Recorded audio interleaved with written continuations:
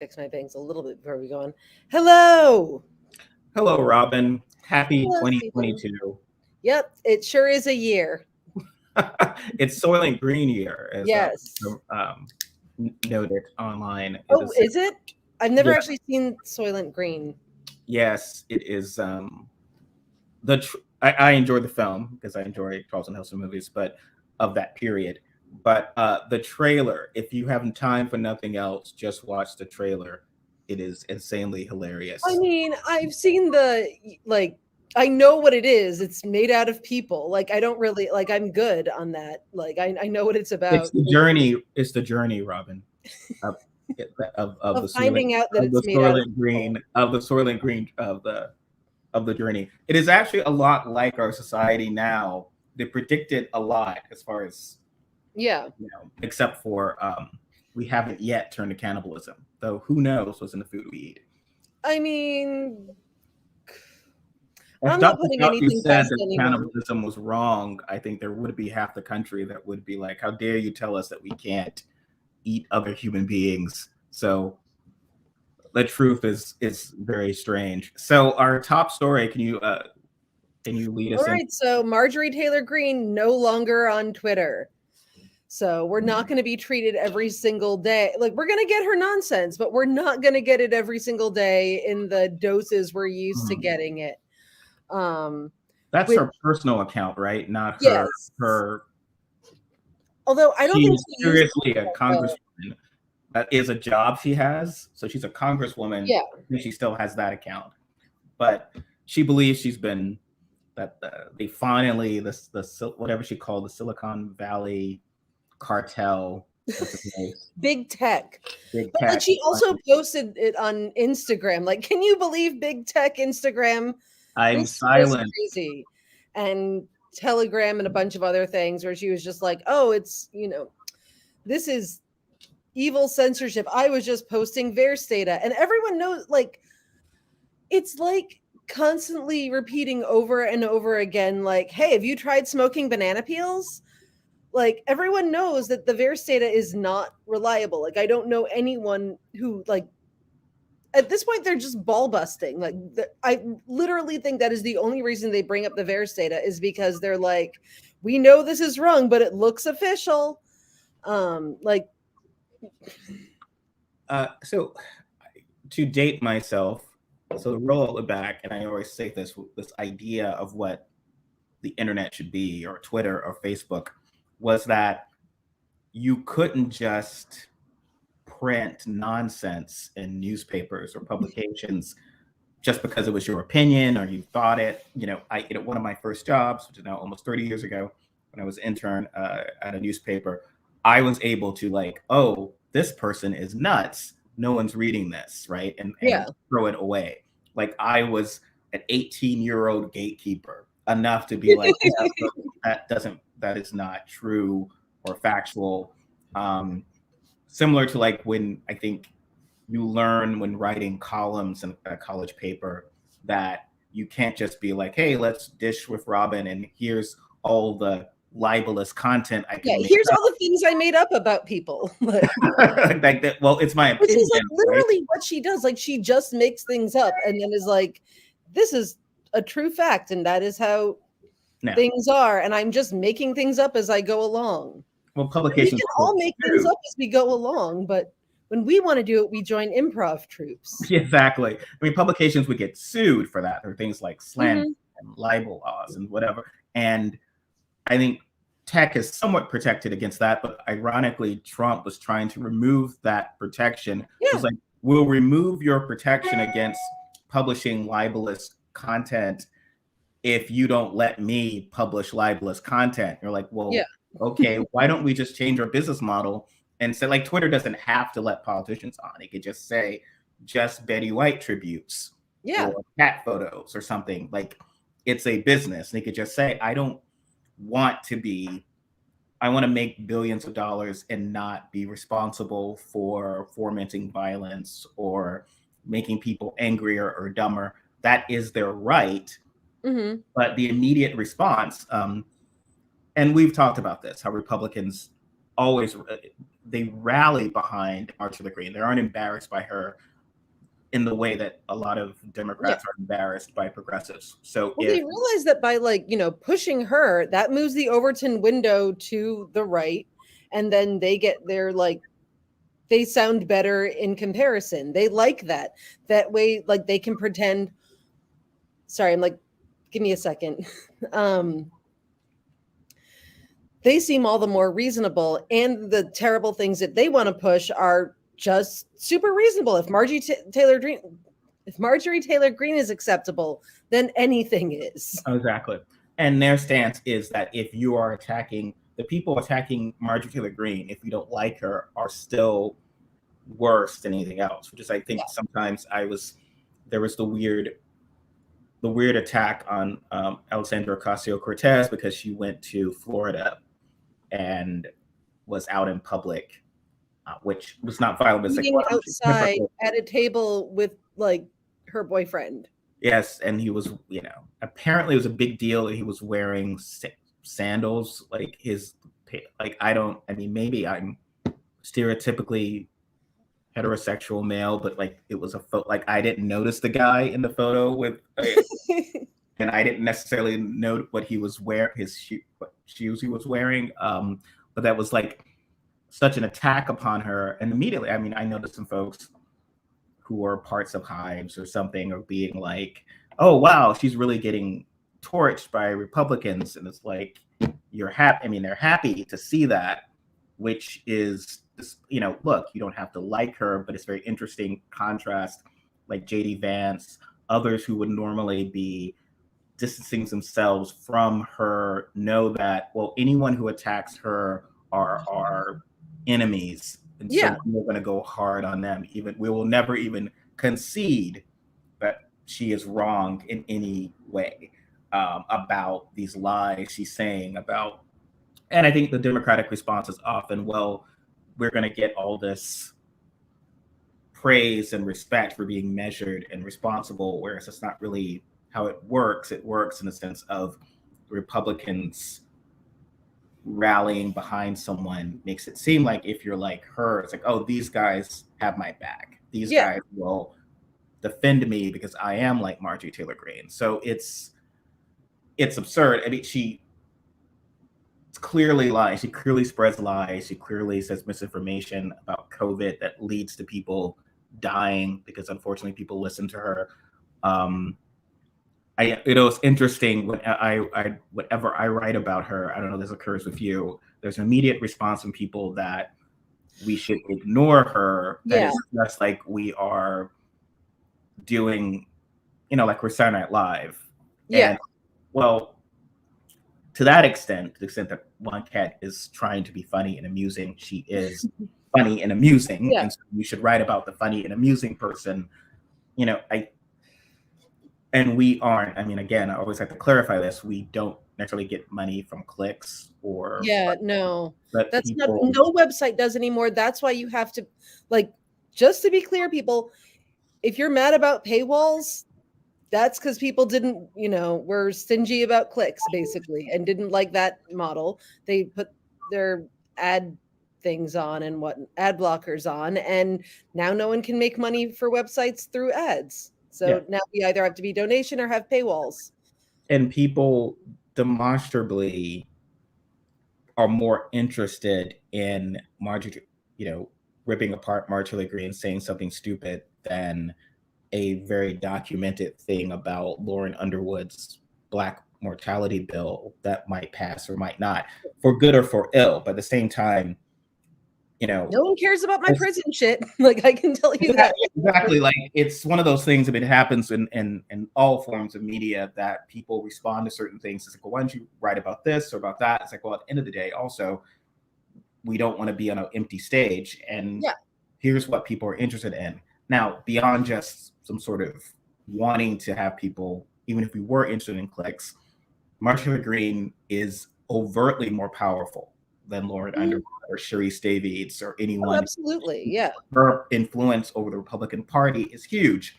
And this idea, because it happens a lot, and I'm not picking on specific people, but it happens a lot. The response is ignore her and she'll go away because they will go away. But it's not like that's not how anything works. And you tried that with the Tea Party, and you tried that with Trump when the Huffington Post was saying we're not even going to cover him, or if we cover Trump, it'll be an entertainment because it's all a big joke. Yeah. And it wasn't. You were missing the larger story of what's happening. But I feel like no one's learned, right? Like she's honestly probably just like she's comes closer than anyone else in the Republican Party right now to being as beloved as Trump, like her and Boebert, frankly. Oh yeah, absolutely. The most popular people in the Republican Party. But do you see that there's this Beltway MSNBC thing of like what should be? Yeah. So, like everyone, and I've been in circles that are guilty of it as well. It's like, oh, we got to worry about that Nikki Haley or that Nancy Mace. It's like, no, we don't. Like what we have to worry about is, but she's really stupid and she is impolite and she does the wrong things. It's like, well, she's actually you need to understand what your enemies do well, what they're doing well, and the influence that they have.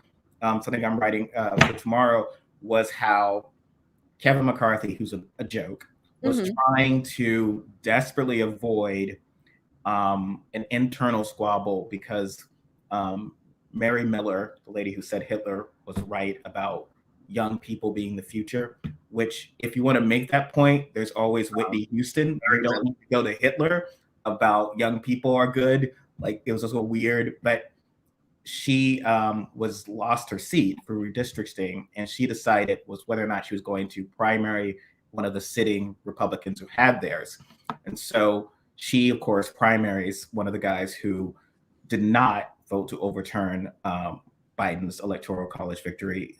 And that fellow, Trump has endorsed her over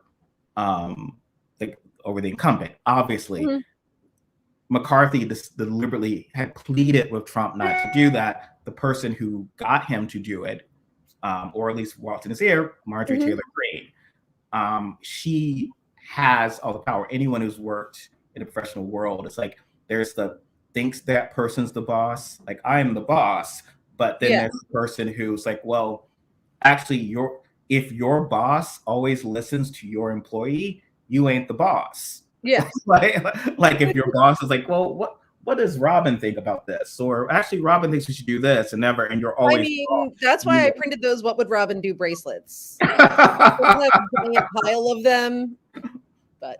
So her influence, she will likely choose a speaker. It's a significant, to the extent that McCarthy can get the votes, but if she goes to, Trump could be speaker, she could be speaker. There's no rock bottom as to what will happen. Whereas everyone has this idea of like, well, obviously she could never win. She could never become senator. She could never, similar with like Herschel Walker, he could never win or whatever. Yes, he will. He will probably win. It's almost definitely.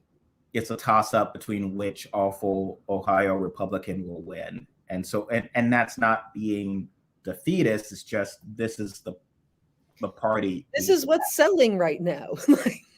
And your idea is like, whatever you're selling is not working. You need to either be as angry, and you have every right to be, as the Republicans. You should be as angry about it as they are, and you should most likely try to figure out how they are selling what they're selling to people. And if you don't do that, I think you will wind up with Marjorie Greene only growing in power and growing in popularity, treating her like a troll. As one of our posters has said, I think we should write about the trolls, but I don't think she's a troll. I think this is what politics is right now. I think she does engage in trolling, although it's a little bit hard to tell whether or not she actually knows that she's trolling because she's not that swift. I think in some cases she does. In other cases, she's just like, I am authentically fighting for the rights of the little guy and people who don't understand what communism is. No, I think she is truly the worst of populism, similar to Trump, where everyone wanted to present Trump as a con man, where he was just as radicalized by Fox as many people of his generation, and he reflects that with all of his bad personality traits. Yeah. Same with Marjorie Greene. But again, this is a party. The Republican Party tried to stop her. Leadership, Cheney tried to stop her when Cheney was still leader. They said support the other person in the primary who also is, pro Second Amendment, anti-gay, anti-abortion, all the check boxes, all the stuff we say matters, and they still went with Marjorie Greene.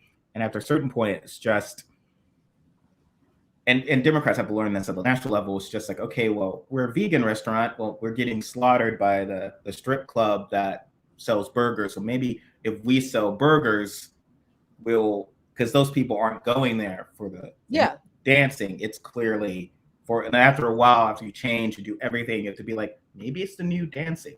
Maybe that's what they're showing up for. We've changed everything else. People like boobs. And that's yes, quite true with Greene. So yeah, I mean, I think we need to write about her. We need to not to pin the Republican Party that she is the face of that party, that there's no the Kissingers, the Cheneys. There's a sense of that is what is respectable, and those people don't exist. They have no power. And if you elect, they are losing their next elections. Like, they're hated. They're not. That's not what they want. If you elect Republicans, you are empowering these people, these bad actors. I think that is important to continue doing. And like, yes, the lady who says Hitler, the crazy Wendy Davis lady in Arizona, who's a crazy bigot. This is, and you need to really hammer them on this. That's and because that's the reality. There's no niceness about it. No, that's exactly what's going on. And yes, there may be, people's aunts and uncles who are respectable Republicans, and they totally know that. But unless we keep saying, like, this is who they are, this is the agenda that they're pushing, they're still going to vote for Republicans. And they may still do it anyway, but like, it's better to treat them as the threat they are and say, like, yes, this woman is out there talking about Jewish space lasers. That is who they are as a people. And if we can make them more repulsive, all the better. In 2020, I mean, Nancy Mace, less than 1,000 votes that she won. She unseated Joe Cunningham. Marilyn Miller Meeks in Iowa was like 6 votes. Another person, I'm blanking on the name, but who had replaced was also very, very close. And some of these happens, they were Republicans who presented, as you were saying, like someone who's center right leaning, anti-Trump, voted for Biden, but they present it like their aunt or uncle who was the good Republican. So it's like, well, maybe Republicans like what the View is looking for. Yeah, we should talk about that if I may. Yes. The Republican who does not exist, and it just infuriated me because they're looking. One, it was like I never enjoyed, or it wasn't. Meghan McCain tried to make it out to be that you had an issue with Republicans. For to me, it's like I had no interest. It wasn't like the View in a way was to be slightly reductive. So forgive me. Was like, Sex and the City, the cliche of, okay, well, here are these 4 very different type of people. Yeah. In the world where you don't just, it's not like four different kind of Charlottes are friends and 4 kind of Carries. It was like, no, these very different type of women are friends. And that was sort of what the View was doing, right? Yeah. But the thing is, Charlotte's not an asshole to people. She doesn't yell at, she is likable to her friends. And so that was what the View sort of was doing earlier. You'd have kind of, here's her conservative friend, but she's not a complete jerk. Whereas, okay, well, why would anyone be in a room with, why would Whoopi, why would Joy? And it has nothing to do with your political views. It's just that she's a jerk. Like, I don't hang out with jerks. I don't think, and I tend to think that she is such a jerk that it's beyond your politics. She's eventually, you're going to try to go to a restaurant and she's going to be the person who's like really annoying to the waiter. Yeah. So she's just so their idea is like, how do we find someone who creates this tension who isn't, because she was useless, right? She's supposed to be about this pro-Trump that happened, and she's going to tell us how this occurred, but she's the daughter of a senator who only has any type of career because she's daughter of a senator. Her also the daughter of she's literally an heiress, so she's completely part of the elite. But then she's telling Whoopi Goldberg, who grew up in the projects, like, you don't get the average American person, even though I grew up, like, that's absurd. So they're trying to find. They made up their own average American person, just like Democrats have made up their own, like, secretly good Republican or decent Republican person who definitely exists. Like, yes, well, because they don't want. So Kayleigh McEnany, or someone who's completely big on. I mean, the Republican Party is 72% of it believes that Biden isn't the president. They bought fully into the big lie, and they've done a better job at over the past year of convincing. That's only grown despite whatever we've tried to do on the Democratic side to convey what happened. Republicans have won the dialogue within their own party that it wasn't a big deal, and so they want someone who's pro-democracy. So they want, as I said in a Twitter thread, they want Amanda Carpenter, who's anti-Trump, but that type of Republican, someone who would lose to Marjorie Greene would curb stomp her. Lauren Boebert would curb stomp her. Like, oh, but Amanda Carpenter would win that debate. Nobody cares. Yeah, or she would lose the schoolyard debate because Marjorie Greene would just like yell at her and make her cry, because of, but that she's overrepresented, frankly. That creates, and my theory, I know what your opinion on this, is that the never Trumpers, despite all that they are saying of trying to fight for democracy and everything, are actually, to me, perhaps doing more harm than good, because they are so visible. They are creating this falsity that the Republican Party is redeemable, that there's more of them. No, actually, most never Trumpers, most pro-democracy Republicans are getting paid six figures to write for The Atlantic or are on MSNBC right now. They are a coalition of themselves. And they try to claim that they have had this great influence over the 2020 election, which is actually not particularly true. No, because I think they made, moderate liberals feel good, so they could be like, look at this sane Republican. He totally agrees with me. Yeah. That means it's like, that way Trump's bad. If, one of yes, I can determine that for myself. They're not like the moral arbiters of literally anything. I think they are bad people, most of them. Well, yeah, it's not like Republicans were also trying to get Tom Nichols from voting. Oh no, Tom Nichols and Rick Wilson and Steve Smith, we need to make sure that demographic can't vote, and let's try to remove, ballot places in suburban white neighborhoods. They went after people of color. Yeah. Students still, despite I think Democrats still saying young people don't vote. It's like, well,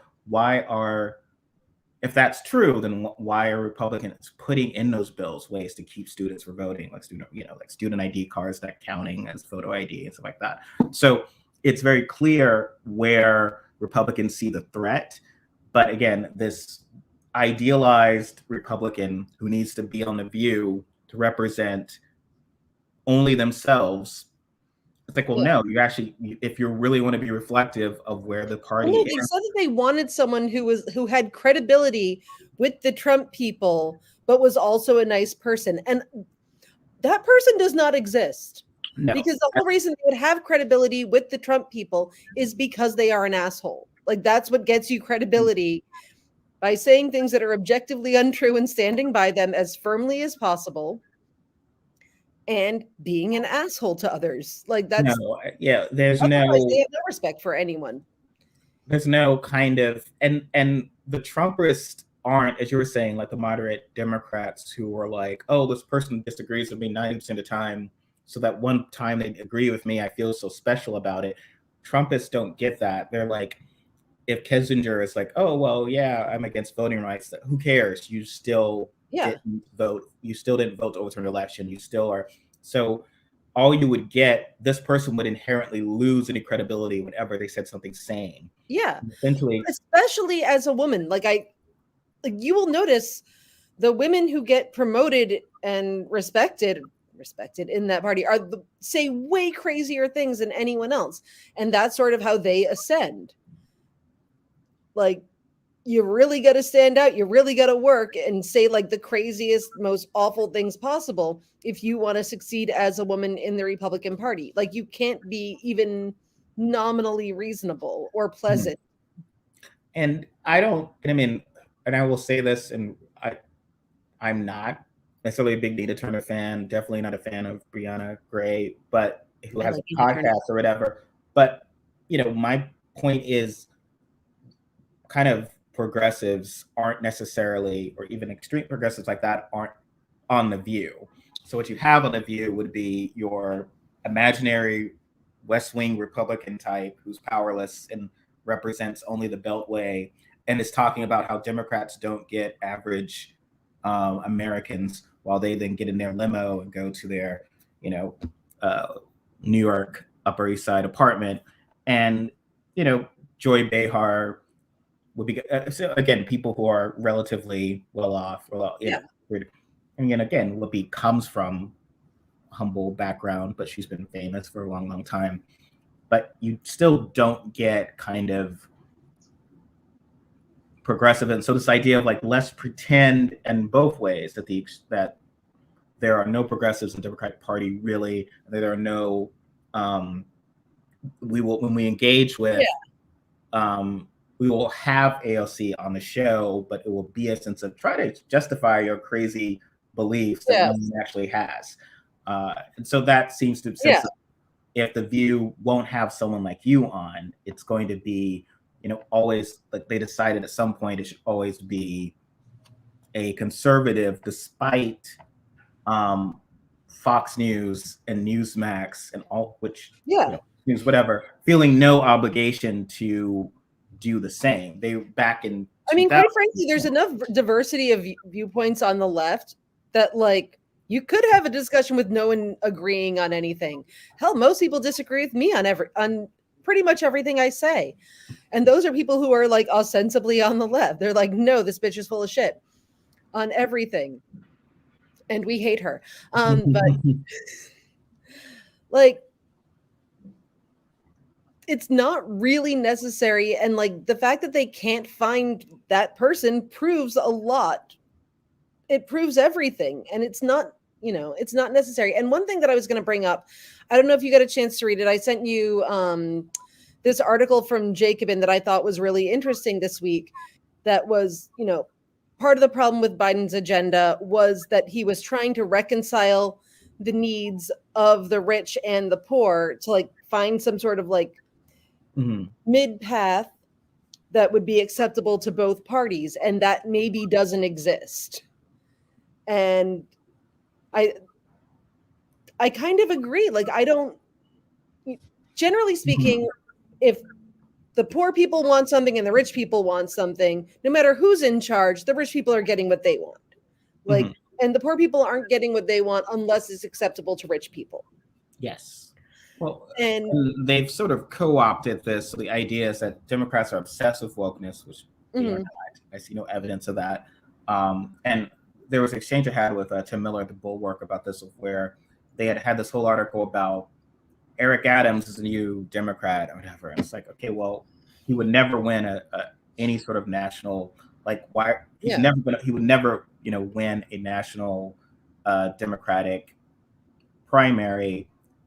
He and moderate Democrats have tried, like Bullock lost, Hickenlooper lost, like there's no market really for that at a larger level.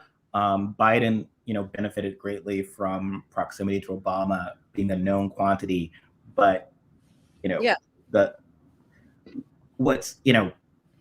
you look at Sanders is considered obviously this far radical leftist, Which but he's like, oh my God, I'm sorry. Bernie was Sanders would number be a moderate in Europe. Like, he's super he's not proposing anything that is not completely normal in every other country on earth. Practically, except for like the really bad ones. He's a FDR Democrat. And then when I say that, people say that, oh, you mean that Sanders supports putting Japanese people in? No, not that FDR. Yeah. But he is, I would not use a socialist label if I were him, but that's not my call. I think the FDR I feel like the average working class American who's doing very well was recognizing that FDR working class appeal type thing or whatever. But he was still number 2 in 2 elections. Mm-hmm. So that tends to be, he still did better. It wasn't like Bullock beat him. And it wasn't like, a lot of moderates ran and did not do as well as he did. So there's this idea that Eric Adams is somehow the future. And I said, yeah, I remember writing like, okay, well, if somehow this hippie Oregon Republican was to somehow win and whatever, that no one would say that that's the future of the Republican Party. And I think Tim Miller said, well, that's the bulwark audience, like these idealized Republicans or whatever. And that's fine, but it's an imaginary, it is sort of, they are pushing for, again, this coalition that's very thin. It's like these people don't exist. And not only do your Republicans not that you support don't exist, you guys are kind of sticking into our peanut butter and then trying to unduly influence. Yeah. Because they're trying to push the Democratic Party to the right so that it's more acceptable to them. Yes. Pre-Trump, no one would take, a Bill Kristol or even Amanda Carpenter or Tim, someone who worked with Jeb Bush, they would not take them seriously when they were like, this is the Democrat you should pursue. Yeah. And again, a lot of the Hillary Clinton supporters who like to retweet these people, I do point out, they hated her. And so you're having people who really hated her. And I don't know how much of that influence you kind of want. Eric Adams was one of the rare people of color they sort of rallied behind. Usually they tend not to like. Usually, like Buttigieg or Klobuchar, who they like. But Eric Adams, having lived in New York for a very long time, it wasn't like he had this weird, crazy victory that a cop humping moderate Democrat won. Bloomberg had served 3 terms. Giuliani served 2. Basically, de Blasio was quite the exception. New York City is fairly moderate. Its liberal politics are very different in a sort of way. It's very, okay, don't mess with our money, and we'll let the cops do whatever we want, so that our New York can be as Woody Allen movie-like as we can imagine. And they're very scared that Democrat will somehow piss off the cops, and the cops will switch the taxi driver button. They got say like it's going to be New York in the 70s.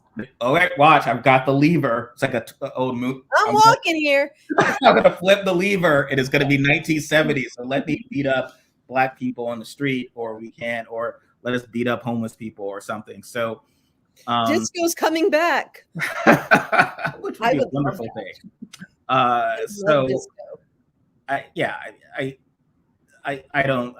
That sort of kind of infuriates me, this sort of sense of Eric Adams, somehow the future of some party. It's not. I think Joe Manchin had spread that lie that it's a center-right nation, which America isn't. No, it is. I would say the United States is legislatively, we're absolutely a center-right country.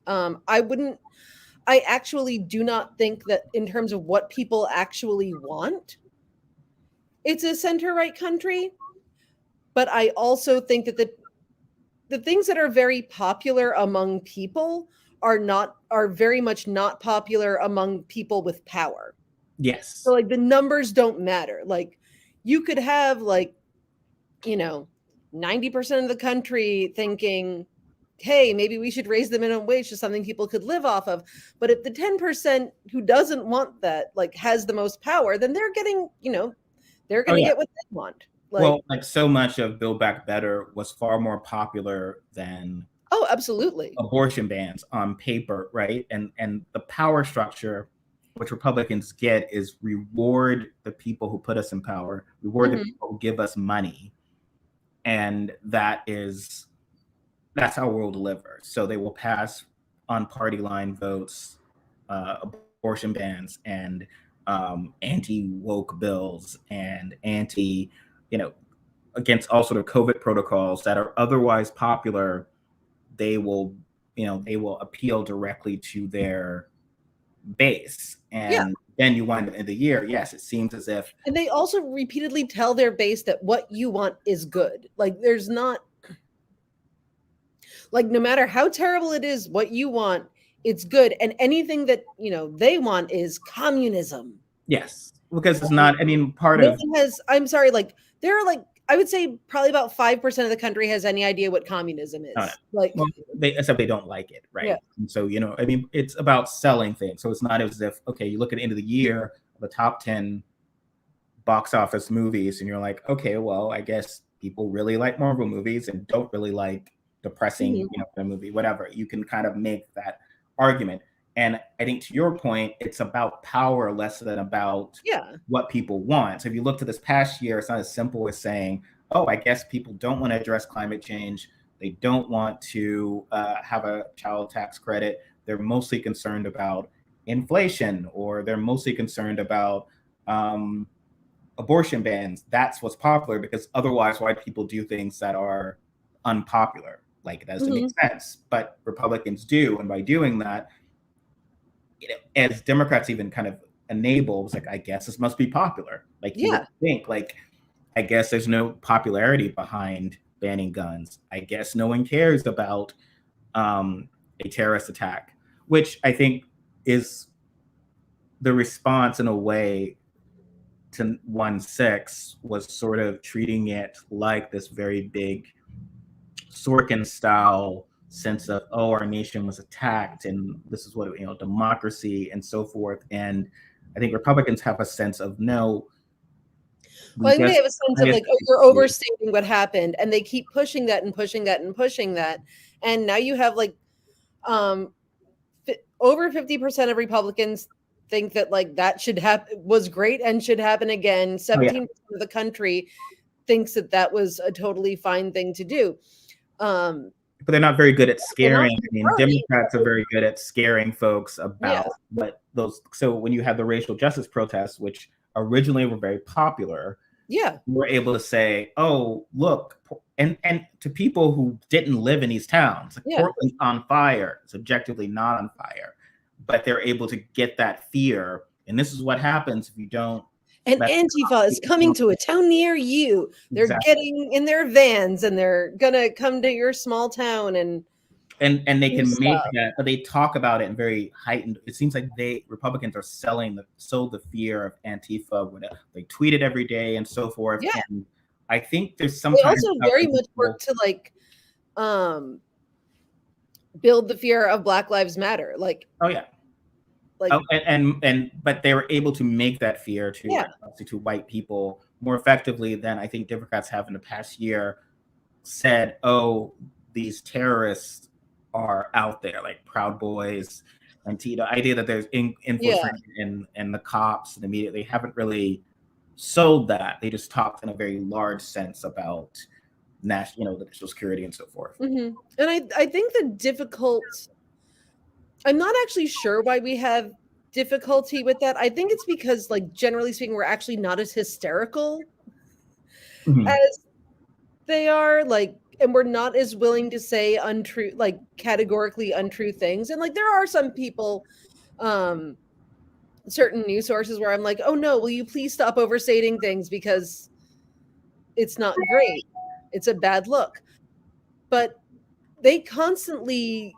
they're calling Antifa terrorists, they're calling Black Lives Matter terrorists, and they're also, like, making shit up along with that. And people are just going along with it because hey, why not? I think they haven't connected They have fun with it. they haven't connected the personal fear. So again, Yeah. Antifa running in your neighborhood, cities on fire or whatever, and the Democrats haven't connected that to to a Proud Boys or to others, and the fact that cops, so many of these guys are in the cops, and so many cops wherever, they haven't connected that because they sort of went with the assumption that everyone gets that it's bad to overturn an election. There's a sort of kind of assumed correctness, I think. Yeah. Sometimes a challenge Democrats have, which is this is assumed to be. It's obviously wrong. Republicans are obviously breaking the rule they set when they're pushing through Amy Coney Barrett. So obviously, the polls will be so low they'll have to withdraw. This assumed correctness rather than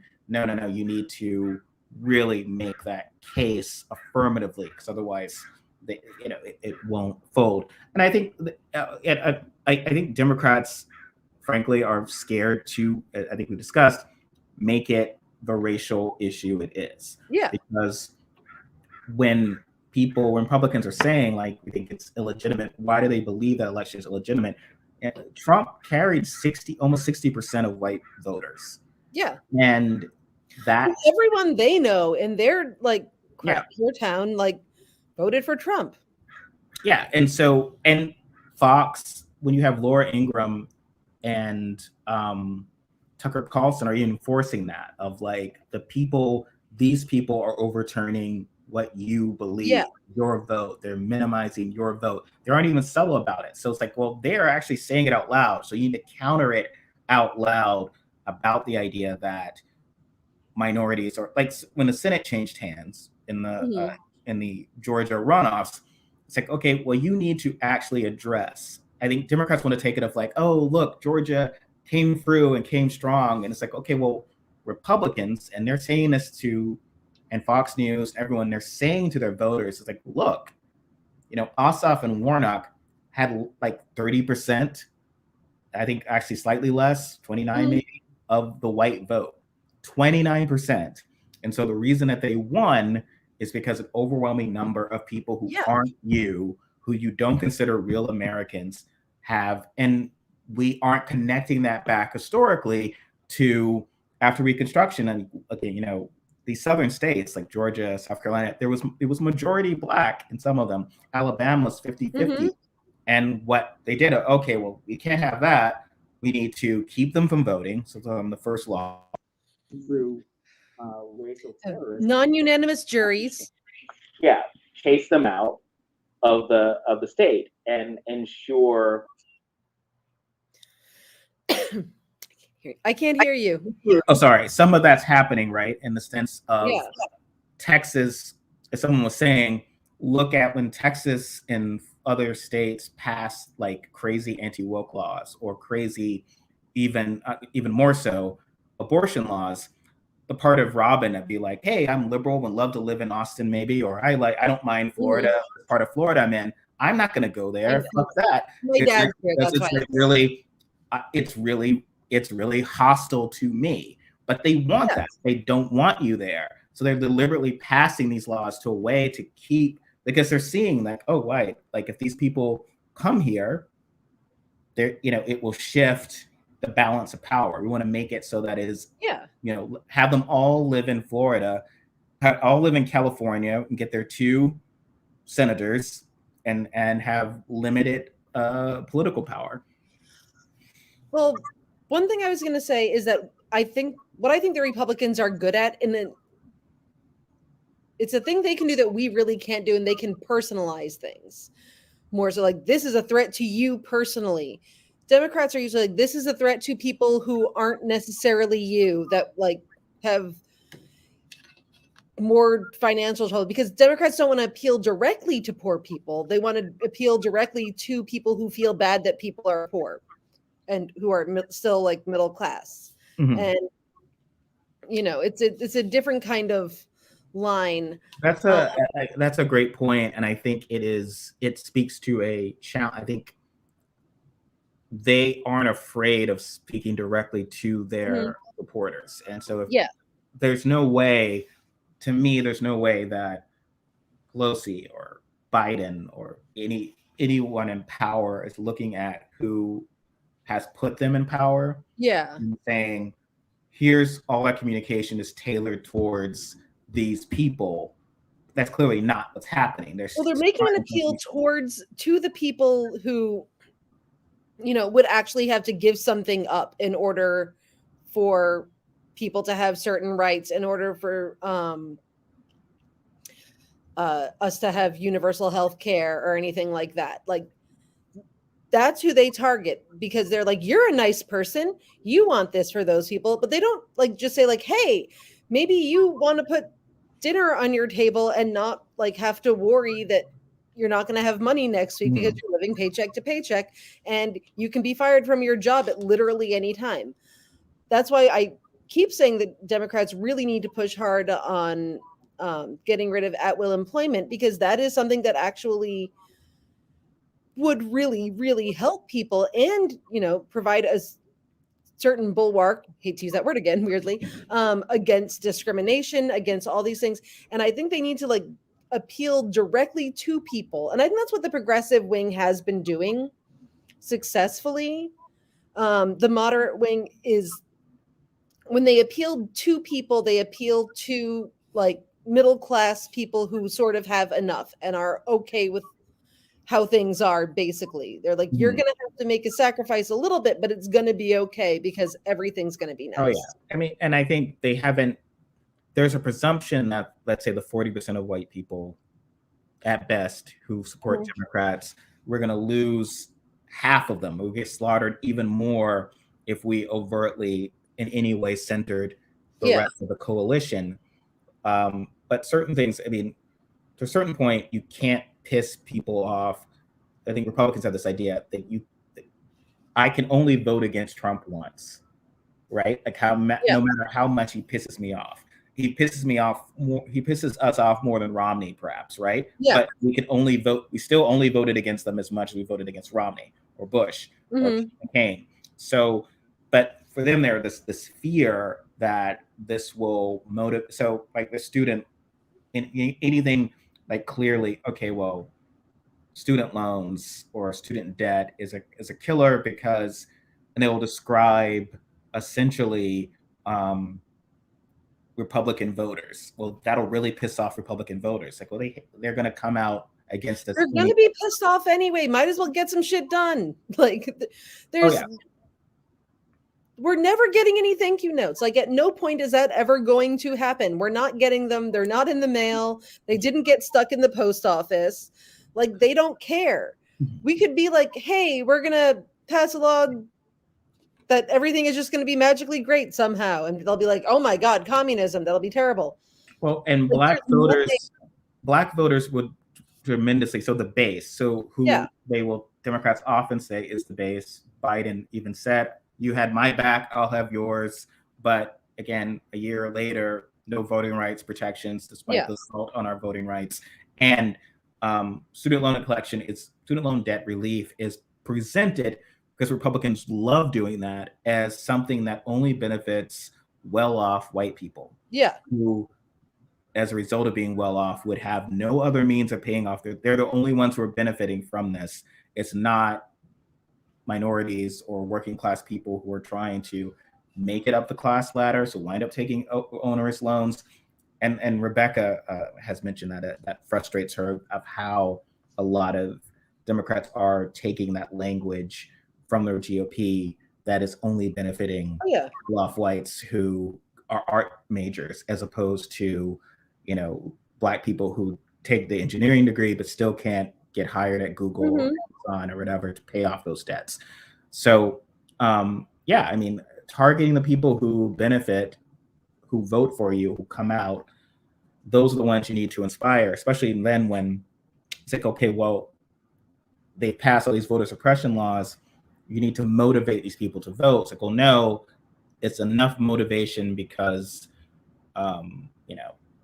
democracy is at stake, which is. Also, I would just like to point out that I just looked it up because I wasn't sure of the exact number, but I knew it was pretty high. Black students owe, on average, $25,000 more in student debt than white people do. Like, that's pretty, like, that's not a great situation in Oh general. yeah. Like, Well, I mean, it makes so much sense, and it's like, no, I mean, and it shouldn't just be on the left, shouldn't be the squad making this argument. It should be, you know, Biden and Pelosi and others making the clear case from because the personal thing is, they don't experience want it. that They want to have. Christine Pelosi didn't get into Yeah. student loan debt. Really? You think Christine Pelosi got into student loan debt, or did her parents help her, or did they also help her to find a job to pay off her debt? Because that's the biggest thing. Because I think I do think a lot of connections. It's I think a lot of well-off people do take off the loans. And certainly they're low interest, so it makes sense even if you're doing well not to pay in cash. It's like it would be like buying a car in cash. It's not necessarily as much a benefit. Yeah. So, you know, I'm sure they're taking the loans, but then as you said, they have connections when they get out. They're guaranteed a job. If there's a financial issue, like in the financial crisis of 2008, you know, you can live with your parents, or your parents can help you with certain benefits. You're not taking care of your parents, because that's the other unspoken concept of wealth, is that if you're grow up in a well-off family, your parents, generally speaking, have money to take care of their health issues, or don't have as many health issues. But if you're poor, your parents are probably more likely to have issues that you're going to need to help them with. So it's a lot of issues, a lot of crippling debt that is falling upon these people, and that we allowed that to be spun as just helping these, you know, Diane Chambers, who was in college forever and has a bunch of useless degrees, and that's not working class, is an unfortunate communication failure. Well, because the fact is, the people who do not want student debt forgiven are older, like white people, basically. They're older, well-off white people who are like, oh man, all these kids in their participation trophies don't want to work hard like we did. Who gave us our participation trophies, by the way? I didn't even get one, but you know, I didn't do sports, but you know, they're the ones who are upset about it, and they're the ones who have the most power. And so they like hearing, oh, student debt, that is an issue for like well-off white people also, but not the ones you know, because they were all able to pay off their debt coincidentally. Oh yeah. Well, it's demonstrably cheaper. So again, it'll be almost 30 years since I started college in the fall of 92. And that was what I was paying for out of state was significantly less than it is now. And it is not scaled up, and it is with like loans or whatever. And a working class person could afford to do this. And then another generation, so the boomer generation, I mean, I would hear these lectures from people in their 70s who were talking about, well, I worked my way through college. It's like, well, because you went to Oregon State and it was like free tax or whatever. It was like nothing. Like you literally could work a summer job and pay for your tuition, and so come out without owing any debt at all. And it was also a world where the job you could get entry level didn't say, oh, well, where's all your internship stuff? Because it felt like there was more and more barriers to working class people. We're going to make it more because internships, you have to know someone, and you have to be able to work for free for the summer. And so not only need you to be able to have the money to do that, you can't now work a different job that would pay that tuition, which you couldn't afford anyway. It was like a hamster wheel of poverty. So that you wind up with like, you know, six-figure debt. And there's no, and you could say, well, we could go to community college or go to a cheaper college. Again, it's just ways of, if you are first in your from college to ever go to college, if you don't have connections, all you have then is good college on the appeal. And I have so many stories of like the person who, you know, dropped out of college or didn't have the college degree, was able to like get into jobs that had barriers. Like if the job posted was, you need to have X, Y, and Z, but it's like, oh, well, you know, Sally blonde lady, she can work well with a client even if she doesn't have all of this credentials. And what does that mean? Although at the same time, I think that like they really need to stop putting must have a college degree in any. If you are hiring for a job that is paying people less than $20 an hour, you don't get to must have a college degree. yeah. Fuck you. Like, no, yeah, that's not okay. Well, yes, I it see shouldn't be a so sort of a many. basis of like my labor requires. But I think we've discussed this, right? Like, I think it's more of a Yes. question of the assumption is that a college educated person is a better class of person. Yeah. And that's the person I want in my office. That person's not going to steal money from me in my cash register, even if they're just working Yeah. at Trader Joe's or whatever. I can trust that person more because they are college. Like, it means something. And so if you're a minority, to me, it's like those were the credentials. It's like I needed my college degree, so when I go out for my run, I make sure I'm in a tuxedo with my college diploma on it, and maybe the cops won't stop and frisk me when I move to New York. It's like I needed to have some sort of credential, and I think that's why a lot of Black folks wind up in that kind of debt. It's like gives us the credential to exist in the world. Exactly. And if we're going to put that onus on people, if we're going to say the only way that you are going to have any shot at earning a living is to get this degree, then I'm sorry, no, you don't get to charge $1 bajillion for it and then be like, well, these people are just expecting everything. They just want handouts. Yeah. Well, if that's the case, to your point, it's wrong. Like it's a horrible system. But I feel like they really need to like pick one or the other. Oh yeah. Either we go back to having like career-oriented high school classes. Like, my Nana was growing up, you either had like, the college track or the business track, and she actually had to switch from the college track to the business track because her father died, but so that she could just like get right out of school and support her family. And we don't do that anymore. Like, there's no option for people to learn skills that can get them a decent paying job right out of high school.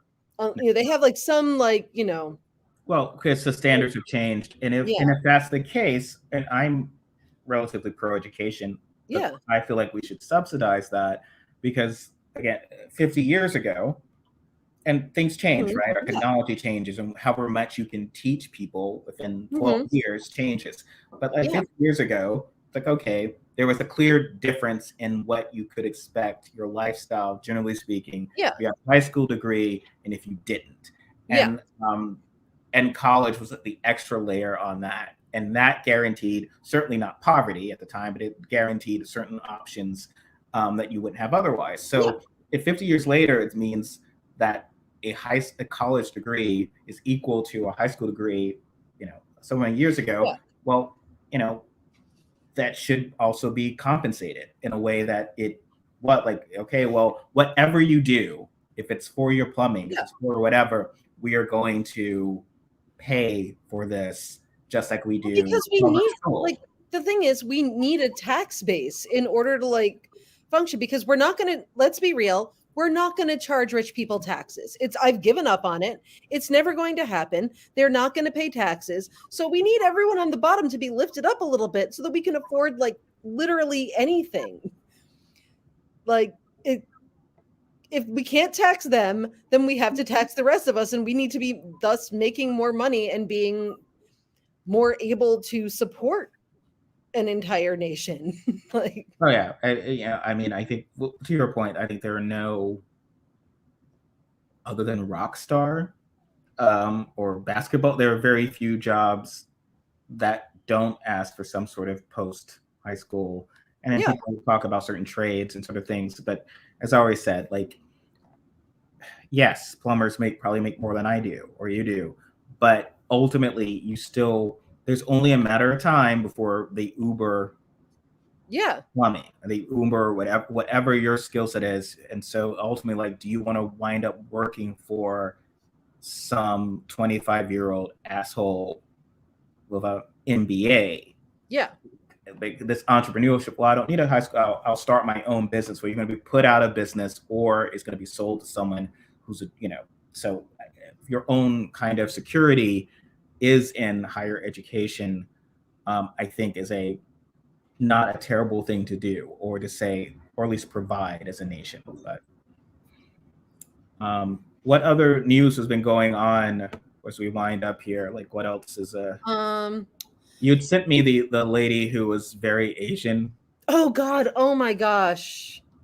I can't. Did you watch the video? You know, I'm gonna drop the. Let's see, do I have it right here? I'm gonna drop the link in the YouTube chat because it's just truly, truly insane. I've there are no words. This anchor, for some reason, not for some reason, but so this. Long story short, they did some kind of New Year's segment, and this woman, Michelle Lee, she's Korean, and she was like, "Oh, Asian people eat dumplings on New Year's Eve." I didn't see the segment. I don't know what it was about, but it involved dumplings. Dumplings are delicious. It's about the ritualistic eating on a so often cornbread, black-eyed peas, sort of some Southern food. And well, Italian people never talk about the food they eat. That is one thing about us. Like, who knows? Who knows? Like what we eat, or when we eat, or what we ate for every meal of the day. And yeah, it seems like a very culturally appropriate thing to say. Here's what I eat. You are. So she said this one thing, and this woman, white woman, calls up in absolute distress, just practically traumatized, talking about how, if a white person said that, they would be fired immediately, which no, I'm pretty sure that's not a thing. And she was like, she's very Asian, and I wish she would keep her Korean to herself. Yeah. I'm like, well, it's a very inherent white supremacy is of like, there's only white culture, what we accept as white culture, because a lot of the black-eyed peas, their soul food, white Southerners kind of co-opted that, so that's acceptable. And that tends to be when they say a white person could not say that, what they use white as a larger sense to cut off black culture, Korean culture, other cultures, because as you were saying, Italian Americans talk about the food they eat. Irish, there's even the day St. Patrick's Day. Here's what we eat on St. Patrick's Day. Or soda bread. Here's our corned beef. And I actually have never had corned beef. I don't even fully understand what it is. It's quite good. I've been to Ireland. Do you like brisket in general? I've never had brisket. Nope. So you've never had a pastrami? You've never existed someplace where you've got pastrami? I don't think so. I don't really like the meat. Like, you don't find the eroticism of I really only ever had seafood and chicken growing up, and then I had to sort of expand my horizons. I like steak now, but I haven't really gone. I just recently started liking bacon, so perhaps we can move on to the more exotic meats like brisket and pastrami after that. Yes, the exoticism of the cured meats, to quote George Costanza. It is so bizarre. Like, just you can be a different ethnicity. Just don't remind us of it. Don't talk about your cultural heritage. Tangentially, it was like when Madison Cawthorn had this whole thing of the founders would not, if they saw, they would be disgusted by modern, which is okay. Well, yes, they'd probably be horrified that a black woman is vice president. Is that what you're kind of hinting and nodding at, or a black man was president? Because what happens is, if we're told not to judge the founders by modern standards, then it seems fair to say that they are not part of any dialogue about modern standards. They can't judge us from the past because they owned people. So we would assume that they are inherently morally inferior. They believed women were inferior and should not vote, should not own property. And there's this often kind of you go girl fantasy about the founders, that if you were to snatch George Washington or even Abraham Lincoln into the present, and he would look around and be like, women are running things. Awesome. It's like, really? Because I don't think that was what you really believed look at all these black people doing stuff. I'm all for it. It's like, really? Because I felt like if you were like right, yeah, like if you were into that, you would have gotten that taken care of. I think you were literally using black people as furniture and riding black people around. You kind of come up, you're kind of accustomed to that being what is occurring in the present. And so yes, but that's the whole 1619 problem. The backlash and the backlash is the idea that these people are, by our standards, morally repulsive people, and that there's no sense of where you could snatch them up and put them here. And George Washington, who, you know, would suddenly be like a huge, like if you were to freeze him and unfreeze him, it's not like Steve Rogers with his nice little list of good things of like, oh, I'm so happy of how much has changed. It's like, well, no, I don't think that George Washington would feel that way. You're assuming that he would naturally. Well, because there's this assumption, because white people tend to biblicize the past in a certain way, like where, you know, George Washington is an official good person. He's like, you know, one of the people in the Bible or something. And all of the founding fathers and all those people are like unequivocally good people because they came from that time and they're, you know, super wise and knew everything and would have been okay with everything. They would like everything that is good and would like nothing that is bad because they're, you know, like, I don't know who the people in the Bible are, like, other than Jesus, but like, you know what I'm talking about? Like there are other characters. I know, other than Jesus. And like, whatever, the one who murdered his kid, or didn't murder his kid, whatever. People being turned into salt. I know that was a thing. But like, you know, it's this idea that because these people lived so far in the past that there was some kind of like essential purity to them and like essential goodness.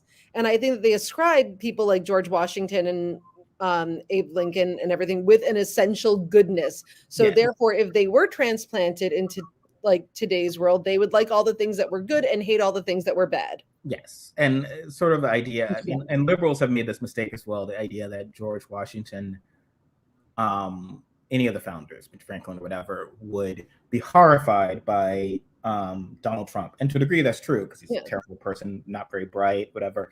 But to the point that they would choose him over Hillary Clinton, probably not, because it's like, okay, well, can we have a choice of two white men? Not a, you know, similar to like if my Uber had to be driven by Donald Trump Jr.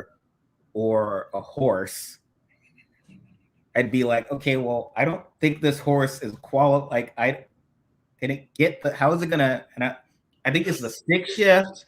Sorry, I'm not saying horses. So clearly, I mean, I gotta go with Donald Trump Jr. And so that's how they viewed black people. So they're women. It'd be like, what? A woman running things and she's all mouthy? No, we just got to go with the corrupt guy. It makes sense. Yeah. So we do romanticize the founders, and that's why there's so much pushback to whatever, because it's that these are objectively bad people who made bad choices at the time. There was other people saying is bad, and so yes, they chose those bad things, and now they might still choose those bad things. Who knows? But if you want to keep them in the past and not dog them, fine, but don't, as you say, biblicize them and just say that, like, you know, George Washington would show up and be like, oh my goodness, let's clear everything up and do everything by that's right. So you are not very Asian, but you are very Italian and Irish, and so you probably had a celebratory meal of some sort for New Year's. You know, we haven't really been doing holidays, honestly. Understandable. So, and I didn't really feel like we're not really doing the celebrating thing. So, no, we didn't. Like, we had a nice meal. We actually did have steak. But my really exciting celebration is, look at this. Wow, peach soda. That's great. New York Seltzer. You had this on Facebook. That was awesome. No, that was the Clearly Canadian. Yeah, so I got finding a lot of great. All of my clear soda from childhood. Like, I'm so excited. I had like the best time at World Market yesterday. See, Oh, I should have worn this thing because then I would have like blended in with the decor. you are enjoying and appreciating all I'm that so happy. free Florida has to offer, and you will finally. I think well they have them at all the world markets, but yeah. Well, Happy New Year. I'm sorry I New Year. missed sending you a holiday card, but you were in different places. I'm all over the place. Oh, you'll have to, because you guys actually do like the whole like picture thing and everything, right? So like send me a picture of it because your kid I will send you a picture of the Robinson family. Yes, your kid is always super cute. Oh, thank you. Bye bye everyone. See you next week.